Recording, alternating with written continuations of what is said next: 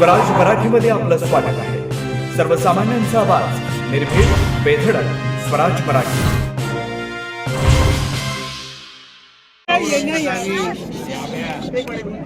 समर्थकांनी सुरू केलेली आजच्या आरतीला महाआरतीला नाही सांगू शकत होत आहे. त्या निमित्ताने मी आणि माझे सहकारी आमदार आदरणीय महेशदादा लांडगे अन्य मान्यवर या आरतीला उपस्थित होतो. मोठ्या प्रमाणामध्ये गौरक्षक या आरतीला उपस्थित होते आणि एकत्र मिळून त्यांनी केलेलं काम आमचे शिवशंकर स्वामी म्हणून एका तरुणांनी ज्या पद्धतीने तो महाराष्ट्रामध्ये गौरक्षणाचं काम करतोय त्या कामाला कौतुक करणं आणि सरकार म्हणून गौरक्षकांना पाठिंबा देणं यासाठी मी आवर्जून इथे उपस्थित होतो. तुम्ही गौरक्षणाचे भाग देताय, तरुण उतरलेले आहेत, पण राज्यामध्ये जर परिस्थिती बघितली तर राज्यातल्या तरुणी सुरक्षित नाही आहेत, महिला सुरक्षित आहेत का मला त्याकडे तुम्ही कशा प्रकारे सुरक्षेची मागणी करता देवेंद्र फडणवीसांकडे? कारण की 2 घटना जर बघितल्या राज्यातल्या मागच्या 8 दिवसात, बघा एक लक्षात घ्या, महाराष्ट्राचे मुख्यमंत्री आदरणीय आमचे देवेंद्र फडणवीस साहेब आहेत. ज्या ज्या घटना महाराष्ट्रामध्ये होत आहेत त्या सगळ्या गोष्टीवर फार बारकाईने नजर आमच्या फडणवीस साहेबांची आहे. राज्याची कायदा आणि सुव्यवस्था राखणं हे उत्तम पद्धतीचा अनुभव आमच्या देवेंद्र फडणवीस साहेबांना आहे. म्हणून महाराष्ट्रातल्या माता भगिनींनी कुठलीही चिंता करू नये. त्यांचा हक्काचा देवा भाऊ आज महाराष्ट्राचा मुख्यमंत्री आहे, त्यांच्या हक्काचं सरकार आहे. म्हणून कुठलाही त्रास आणि सगळ्या पद्धतीचं संरक्षण आणि जे कोण आमच्या माता भगिनींकडे वाकड्या नजरेने पाहतील त्यांना जसाच तसंच किंवा कायद्याच्या चौकटीत राहून त्यांना कडक शिक्षा आणि शासन दिले जाईल एवढा विश्वास राज्याच्या माता भगिनींना मी देतो. हिंदी में बताइए.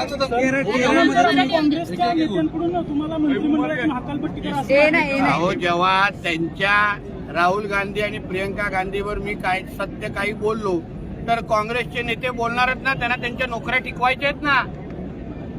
गांधी खानदान आणि 10 जनपद बद्दल काय बोलल्यानंतर अगर काँग्रेसच्या नेत्यांनी माझ्यावर टीका केली नाही तर त्यांच्या नोकऱ्या नाही जाणार का? पण मी जी भूमिका मांडली त्याची वस्तुस्थिती त्यांनी कधी समजून घेतली आहे का? मुस्लिम लीगचा हस्तक्षेप राहुल गांधीच्या निवडणुकीमध्ये किती होता, प्रियंका गांधींच्या पोटनिवडणुकीमध्ये किती होता याची माहिती काँग्रेसच्या नेत्यांनी जे माझ्यावर टीका करतात त्यांनी महाराष्ट्र देशाला द्यावं ना. ऑल इंडिया मुस्लिम लीग यांनी देशाच्या फाळणीमध्ये आणि या सगळ्या गोष्टीमध्ये फार मोठा सहभाग होता. ते अगर राहुल गांधी आणि प्रियंका गांधीच्या निवडणुकीमध्ये अगर सक्रिय सहभाग घेत असतील, त्यांच्या रोड शो मध्ये काँग्रेसच्या झेंड्यापेक्षा मुस्लिम लीगचे झेंडे जास्त दिसत असतील, मग त्याच्यावर देशाचा नागरिक म्हणून म्हणायचं नाही. केरला आमचा आहे, आमच्या देशाचा एक भाग आहे आणि आमच्या देशामध्ये राहून अगर कोणी पाकिस्तानचे गोडवे घात असतील, पाकिस्तानची मदत करत असेल तर त्यावर बोलणं भारतीय म्हणून माझं परम कर्तव्य म्हणून ते बोललेलो आहे. सर, भाषणातून तुम्ही अनेकदा उल्लेख केला की आता तुमचं सरकार आहे, फडणवीसांचं सरकार आहे, हिंदू सरकार, नेमका नितेश राणेंचा हा इशारा कुणाला होता? आमचं राज्य हे हिंदुत्व विचाराचं सरकार आहे. राज्यामध्ये गोहत्याबंदी कायदा 2014 ते 19 पासून लागू झालेला आहे आणि GR निघालेला आहे. तो कायदा कोण तोडत असेल तर त्याच्यावर कडक शासन होणार. ह्या निमित्ताने मी काही गोष्टीची आठवण करून दिली. शेवटी राज्यामध्ये कोणालाही कायदा तोडण्याचा अधिकार नाही. कत्तलखाने कोणाच्या जोरावर चालताय? जेव्हा गो हत्याबंदी कायदा राज्यामध्ये आहे तर मग कशाला चालू आहे? मग अशा पद्धतीच्या बेकायदेशीर गोष्टी अगर आमच्या राज्यामध्ये होत असतील तर त्यांना परत आठवण करून देण्याची गरज आहे की हे भगवादारांचं सरकार आहे आणि हिंदुत्ववादी विचाराचं सरकार आहे. तुम्ही आज पुण्यात याच्यावरून पण सरकारवर आता टीका केली जाते, अजून कारवाई कुठली होत नाहीये. हे तुम्हाला असं वाटतं की कारवाई होत नाहीये. रोज ज्या पद्धतीने कारवाई सुरू आहे त्यांच्या प्रॉपर्ट्या जप्त केल्या जात आहेत. सगळ्या पोलीस खातं व्यवस्थित पद्धतीने काम करत आहे. आमचे देवेंद्र फडणवीस साहेब प्रत्येक गोष्टीवर बारकाईने लक्ष ठेवून आहेत. म्हणून ज्या पद्धतीने कारवाई अपेक्षित आहे तर योग्य पद्धतीने कारवाई होणार. फडणवीस साहेबांनी, मुख्यमंत्री साहेबांनी पहिल्या दिवसापासून सांगितलेलं आहे कोणालाही सोडलं जाणार नाही. तो कोणी असेल, कोणाच्या जवळ असेल तर त्याचा विषय राहतो काय? तुम्ही थोडं थांबा, तुम्हाला जेव्हा ब्रेकिंग न्यूज पाहिजे तेव्हा ब्रेकिंग न्यूज मिळत नाही हो. थांबा, एक मिनिट, संपून दे. तुम्हाला जेव्हा ब्रेकिंग न्यूज पाहिजे तेव्हा ब्रेकिंग न्यूज भेटत नाही. काही गोष्टी कायद्याच्या चौकटीत राहून व्यवस्थित पद्धतीने करायला लागतो. म्हणून ह्या गोष्टी आमच्या मुख्यमंत्री साहेबांवर सोडा, योग्य पद्धतीने शासन होणार. साहेब, देशमुखांच्या परिवारांशी तुमचं काही बोलणं झालंय का? कारण तुम्ही राज्यभरात मंदिरामध्ये फिरता, पण बीड आणि परभणीमध्ये मला दिसले नाहीत. आमचे सरकारच त्यांच्या संपर्कात आहे. आमचं सरकार त्यांच्या संपर्कात आहे. आमचं सरकार त्यांना पूर्ण मदत करत आहे. मी सरकारचा मंत्री म्हणून माझा प्रतिनिधी, माझ्या सरकार जर त्यांच्याशी बोलत असेल तर मी वेगळं वैयक्तिक काय बोलू? आम्ही त्यांच्या संपर्कात आहोत, त्यांचा आधार देतोय. देशमुखाला न्याय देण्याचं काम आमचं सरकार करतोय. विषय संपला. सर, मुंडव्यात एक पब आहे पुण्यातून एक धक्कादायक बातमी समोर आलेली आहे. मुंडव्यात एक पब आहे आणि उद्या 31 डिसेंबरच्या पार्श्वभूमीवर मुंडव्यातल्या पबमध्ये काल कॉन्डोमचे पाकिट्स आणि वायरसचे पाकिट्स जे आहेत, अशा काही गोष्टी बेकायदेशीर गोष्टी, कायद्याच्या चौकटीतल्या बाहेरच्या काही गोष्टी असे पोलिसांचं लक्ष ठेवतील ना. ग्राहक आता सतर्क आहे. 31 डिसेंबरचा काळ आहे.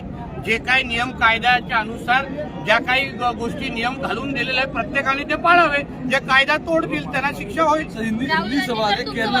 मात्र तुमचे वडीलही काँग्रेसमध्येच होते. मी पण काँग्रेसमध्येच होतो.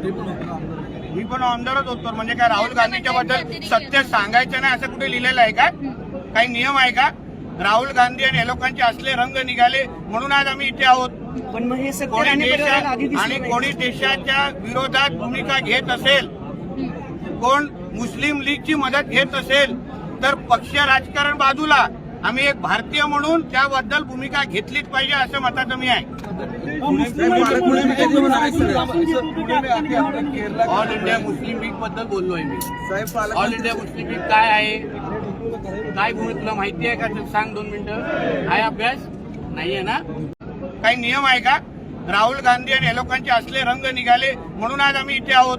पण मग हे कोणी देशाच्या विरोधात भूमिका घेत असेल, कोण मुस्लिम लीगची मदत घेत असेल तर पक्ष राजकारण बाजूला, आम्ही एक भारतीय म्हणून त्याबद्दल भूमिका घेतलीच पाहिजे असं मताचं मी आहे.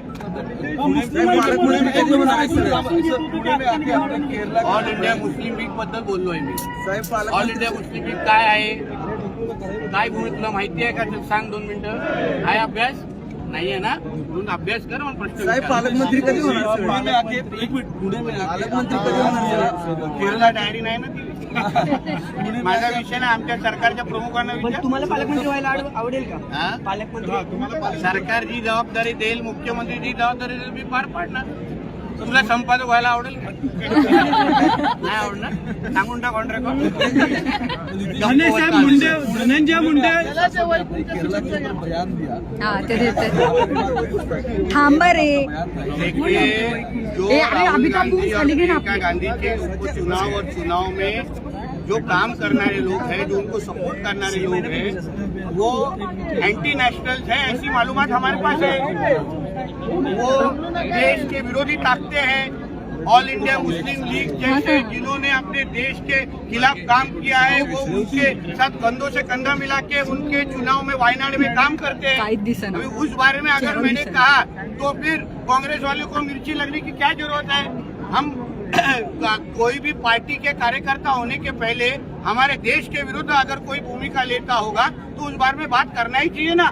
पाकिस्तान के झंडे कोई लहराता होगा तो उसके बारे में बात नहीं करना चाहिए. वही अगर मैंने बात रखी, केरल हमारा है, हमारे देश में है, हमारे हिंदुस्तान का भाग है, और हमारे हिंदुस्तान के केरल में अगर कोई भी पाकिस्तान के जैसे काम उधर करता होगा, हिंदुओं को परेशान करता होगा, बड़े पैमाने पे हिंदुओं का उधर कन्वर्जन किया जाता है, तो ये सारी भूमिका अगर मेरे माध्यम से अगर मैंने सामने रखी, मतलब क्या मैंने केरल को बाहर पाकिस्तान में डाला नहीं. केरल हमारा ही है और हमारा ही रहेगा, और आगे जाके केरल ये भगवादारी होगा, इतना विश्वास से कहूँगा. लेकिन मंत्री धनंजय सर मंत्री है कि अगर केरला में आपका कहना है कि केरला में आतंकवाद मतलब और पैदा किया जा रहा है और बढ़ रहा है उस तरह, लेकिन केरल का लिटरेसी रेट तो आपको दिखा रहा है कि वो इंडिया में सबसे ज्यादा है. लिटरेसी रेट और आतंकवाद का क्या संबंध आप लोगों को बताइए जरा, क्या रिलेशन है बताइए मेरे को. आतंकवाद ये एक अलग विषय है, लिटरेसी रेट ये अलग विषय है. आपका जरा सवाल का थोड़ा जरा आप स्टडी करके पूछेंगे ना, मेरे को जवाब देने को भी मजा आएगा। सर ज्या पद्धतीने प्रशासन से अभी आपने आरोप लगाया कि जो लॉज है उसको इम्प्लीमेंट नहीं अरे नहीं, वापिस आप गलत सवाल मत पूछो मेरे को। आप एक तो खुद के ऊपर मेरे पर आ रहे हैं। वही प्रशासन, मेरे को प्रशासन का हम लोग मदद लेंगे, हम सरकार में है। आप गलत एंगल से मत करो कुछ। आप हमारे पहचान के मुंबई से अभी पुनः ट्रांसफर हुए आप। हाँ। मेरा कहना इतना ही है, हमारे राज्य में गो हत्या बंदी कायदा 2014 से 19 तक है। हमको इतना ही हम चाहते हैं कि लॉ सबने फॉलो करना चाहिए, कानून सबने फॉलो करना चाहिए, और जो कानून तोड़ने वाले लोग हैं प्रशासन ने उनको कार्रवाई करना चाहिए। इतना ही सारी हमको अपेक्षा है। आज अगर हमारे स्टेट में अगर गोबंदी कायदा है, गोवंश हत्या बंदी कायदा है, तो भी यहाँ कत्ल खाने अगर चल रहे होंगे तो वो सारे एलिमेंट्स को ढूंढ के उनके ऊपर कार्रवाई करना चाहिए। इतने मैंने कहा है। सर कुछ भी आहे. आजपर्यंत किती वाढवणार टीआरपी रे माझ्या नावाने? सर आजपर्यंत भाजपच्या नेतृत्वाने ज्यांच्यावर आरोप झाले त्यांना पदापासून बाजूला काय? केलं। भाजप नेतृत्वाने आजपर्यंत ज्या मंत्र्यांवर आरोप झाले त्यांना बाजूला केलं, तर आज धनंजय मुंडेंवर आरोप होत आहेत। पण महायुतीचा घटक म्हणून तुम्ही लक्षात त्यांची- घ्या, तो आमच्या धनंजय मुंडेंनी सरकारचे पदापासून प्रमुख बाजूला- आणि त्या सगळ्या बाबतीमध्ये निर्णय घेतील। चला, धन्यवाद, जय श्रीराम। सर